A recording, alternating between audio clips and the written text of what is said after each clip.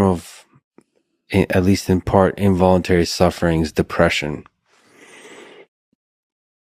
Do you have advice for people on how to find a way out? You're a man who has suffered in this way, perhaps continue to suffer in this way. How do you find a way out? The first thing I do as a clinician, if someone comes to me and says they're depressed, is ask myself a question. Well, what does this person mean by that? So I have to find out, because maybe they're not depressed, maybe they're hyper anxious, or maybe they're obsessional. There's various forms of powerful negative emotion. So they need to be differentiated. But then the next question you have to ask is, well, are you depressed? Or do you have a terrible life? Or is it some combination of the two? So if you're depressed, as far as I can tell, you don't have a terrible life. You have friends, you have family, you have an intimate relationship, you have a job or a career. You're about as educated as you should be given your intelligence. Use your time outside of work wisely. You're not beholden to alcohol or other temptations. You're engaged in the community in some fundamental sense, and all that's working. Now, if you have all that and you're feeling really awful, you're either ill or you're depressed. And so then sometimes there's a biochemical route to that, treatment of that. My experience has been as a clinician is if you're depressed, but you have a life and you take an antidepressant, it will probably help you a lot. Now, maybe you're not depressed. Exactly. You just have a terrible life. What does that look like? You have no relationship. Your family's a mess. You've got no friends. You've got no plan. You've got no job. You use your time outside of work, not only badly, but destructively. You have a drug or alcohol habit or some other vice, pornography addiction. You are completely unengaged in the surrounding community.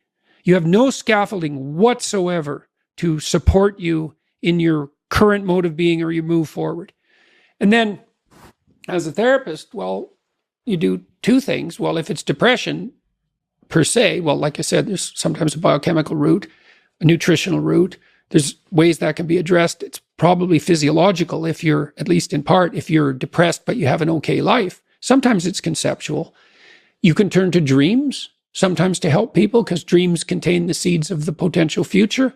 And if your person is a real good dreamer and you can analyze dreams, that can be really helpful. But that seems to be only true for more creative people. And for the people who just have a terrible life, it's like, okay, you have a terrible life. Well, let's pick a front. How about you need a friend, like one sort of friend? Do you know how to shake hands and introduce yourself? I'll have the person show me. So let's do it for a sec. So it's like this. Hi, I'm Jordan. Right? And people don't know how to do that. And then they can't even get the ball rolling. For the listener, Jordan just gave me a firm handshake. Yeah, as opposed to a dead fish. And there's these elementary social skills that hypothetically, if you were well cared for, you learned when you were like 3. Yeah. And sometimes I had lots of clients to whom no one ever paid any attention. And they needed like 10,000 hours of attention. And some of that was just listening because they had 10,000 hours of conversations they never had with anyone. And they were all tangled up in their head. And they had to just, one client in particular, I worked with this person for 15 years. And what she wanted from me was for me just to shut the hell up for 50 minutes, which is very hard for me, and to just tell me what had happened to her. And then what happened at the end of the conversation, then I could discuss a bit with her. And then as we progressed through the years, the amount of time that we spent in discussion increased in proportion in the sessions until by the time we stopped seeing each other, when my clinical practice collapsed, we were talking about 80% of the time. But she'd never been attended to properly, ever. And so she was an uncarved block in the Taoist sense, right? She hadn't been subjected to those flaming swords that separated the wheat from the chaff. And so you can do that in therapy. If you're listening and you're depressed, I would say if you can't find a therapist. And that's getting harder and harder because it's actually become illegal to be a therapist now because you have to agree with your clients, which is a terrible thing to do with them. Just like it's terrible just to arbitrarily oppose them. You could do the self-authoring program online because it helps you write an autobiography. And so if you have memories that are more than 18 months old that bother you when you think them up, part of you is locked inside that. An undeveloped part of you is still trapped in that. That's a metaphorical way of thinking about it. That's why it still has emotional significance. So you can write about your past experiences, but I would say wait for at least 18 months if something bad has happened to you, because otherwise you just hurt yourself again by encountering it. You can bring yourself up to date with an autobiography. There's an analysis of faults and virtues. That's the present authoring. And then there's a guided writing exercise that helps you make a future plan. That's young men who do that, could go to college. Young men who do that, 90 minutes, just the future authoring, 90 minutes. They're 50% less likely to drop out. That's all it takes. So sometimes depression is this heavy cloud that makes it hard to even make a single step towards it. Or you said isolate, make a friend. Oh man, sometimes the first step is extremely difficult. Oh my God, sometimes it's way worse than that. Like I had clients who were so depressed they literally couldn't get out of bed. So what's their first step? It's like, can you sit up once today?